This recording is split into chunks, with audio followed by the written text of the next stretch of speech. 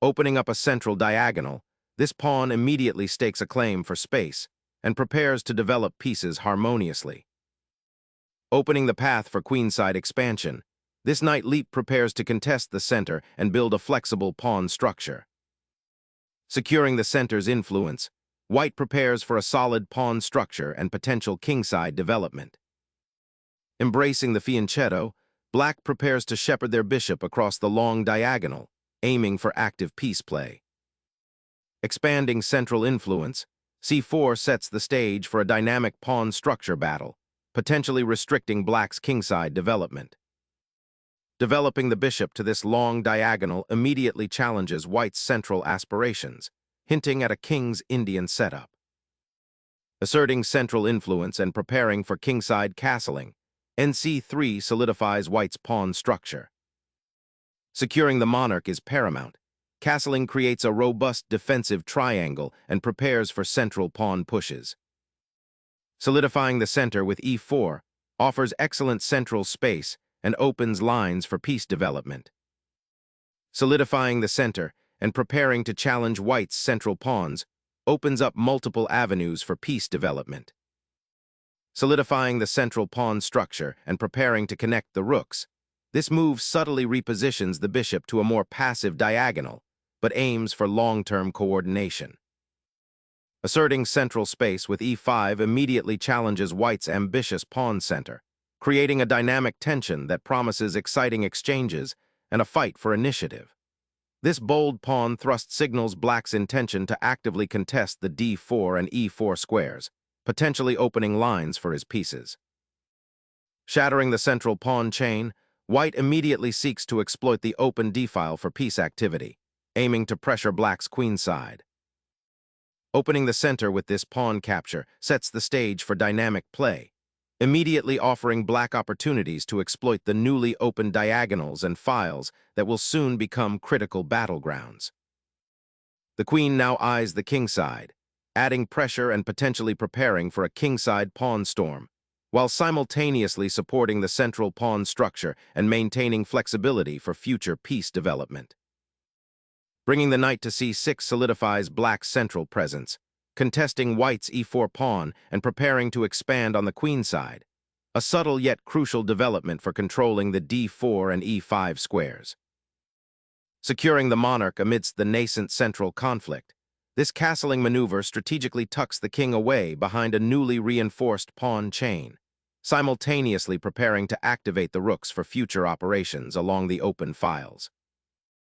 Initiating a knight maneuver into the heart of white's position, aiming to disrupt their pawn structure and potentially exploit the exposed queenside. Trading the knight here initiates a structural simplification, opening the d-file for potential future pressure and clearing the center of knights, which can alter the character of the ensuing middle game considerably towards a more open, potentially tactical battle. Embracing the open center, black reclaims material and opens a diagonal for the queen, aiming to challenge white's pawn structure and prepare for potential central pawn pushes. Instigating a knight fork on the black king and queen, this aggressive repositioning immediately challenges the central pawn structure and aims to disrupt black's comfortable development. The knight's outpost on d5 exerts considerable pressure, forcing black to react defensively and potentially concede valuable time or material to resolve the immediate tactical threat. This bold advance signals white's intent to seize the initiative and dictate the game's pace, prioritizing active piece play over passive maneuvering. Unleashing a knight to g4 seeks to exploit the slightly compromised pawn structure on the kingside, aiming to create immediate tactical complications or at least force concessions from white. This knight, once developed to d4, has now found a new, more aggressive outpost, eyeing vulnerable squares around the white king and potentially setting up battery formations with a future queen move. It signals a willingness to enter sharper play, accepting a degree of risk for dynamic counterplay. Sharpening the attack by developing the bishop to a more active diagonal, this piece now eyes the weakened dark squares around black's king, creating potential for future tactical opportunities. Relocating the knight to e5 creates a dynamic outpost, potentially forking the queen and rook on the d-file, while also preparing for a pawn push to f5 to further control the center and open lines towards white's king. Reinforcing the knight on d5 with the rook immediately opens up the d-file for potential future action and adds another defender to the advanced knight, crucial for maintaining pressure against black's slightly cramped position. Reasserting the rook's presence on the semi-open file, this maneuver seeks to contest the e-file, a crucial battleground now that the center pawns have been exchanged. It prepares for potential offensive actions down that path, while also offering support for the knight's advanced position should it become necessary. The move emphasizes the importance of activity on the open files for black's pieces, aiming to disrupt white's coordination.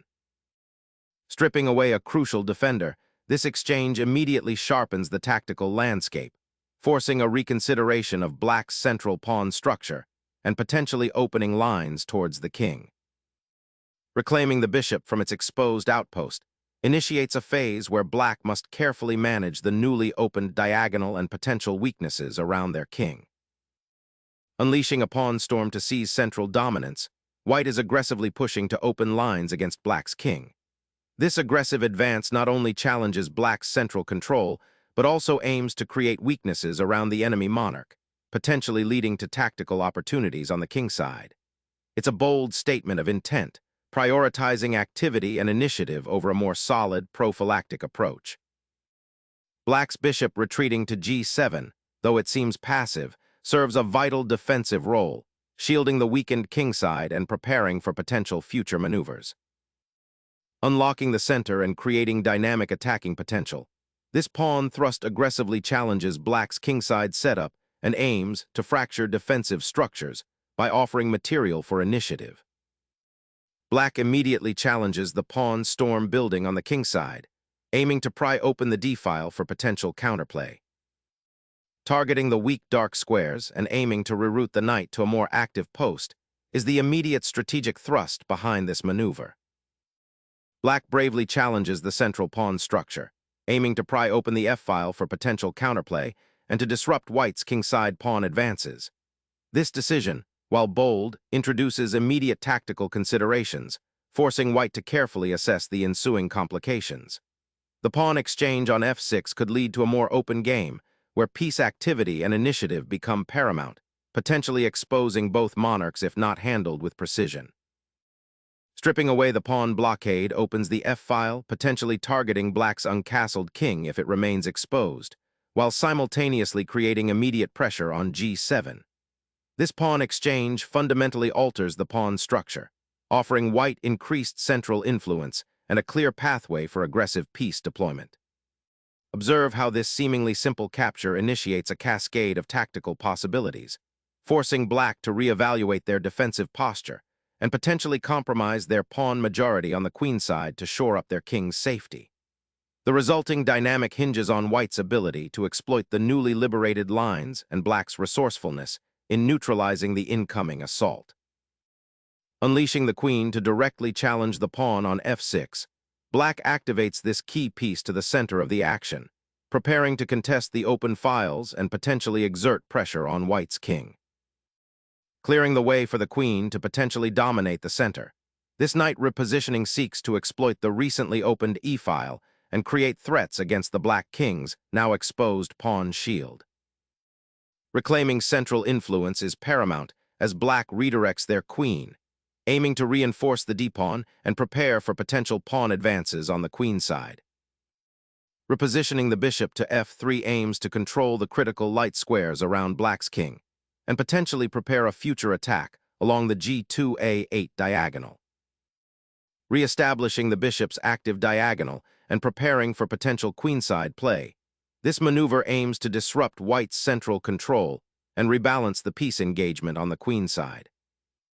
Seeking to reignite pressure on black's kingside after that queen exchange, white repositions the lady to d2, aiming to eye the weak pawns and potentially support a future f4-f5 push, while also preparing to connect the rooks for a more active role on the central files. A sharp pawn thrust disrupting the pawn structure, aiming to open lines and create attacking chances on the kingside by forcing exchanges and potentially exposing the white king. Unlocking the g4 square for the knight, This maneuver promises a swift redeployment, aiming to reinforce the central pawn structure or even pivot towards a kingside assault. The knight's journey signifies a flexible defense against black's increasingly active pieces. A bold gambit of the queen, sacrificing tempo and potentially opening lines towards your own king, seeking to exploit the weakened pawn structure and create complications that white might struggle to navigate. Aggressively expanding on the kingside, white initiates a bold pawn thrust aiming to shatter black's defensive setup and open lines towards the enemy monarch. Unleashing the queen into the heart of white's defenses, this aggressive sortie aims to shatter the existing pawn structure and potentially expose the monarch. The immediate pawn thrust creates a critical tension on the kingside. By capturing the pawn, white intentionally opens lines, potentially exposing black's king to a barrage of pieces. Reclaiming the open D file is paramount, as the rook now eyes the enemy king's escape route and prepares to support a potential breakthrough or offer defensive assistance. Reclaiming the open E-file offers a vital artery for your rooks, preparing to exert pressure on black's king's safety and potentially create mating threats down the line. Reclaiming the outpost on D4, the bishop now eyes the weakened kingside and aims to disrupt white's attacking formation, preparing to exploit the pawn deficit and open lines for counterplay. Opening up the 7th rank is a daring gambit, creating significant pressure on black's already compromised queenside structure and potentially isolating the D4 pawn. Opening the kingside floodgates with this pawn push, black rips open a path for their queen and bishop to potentially infiltrate.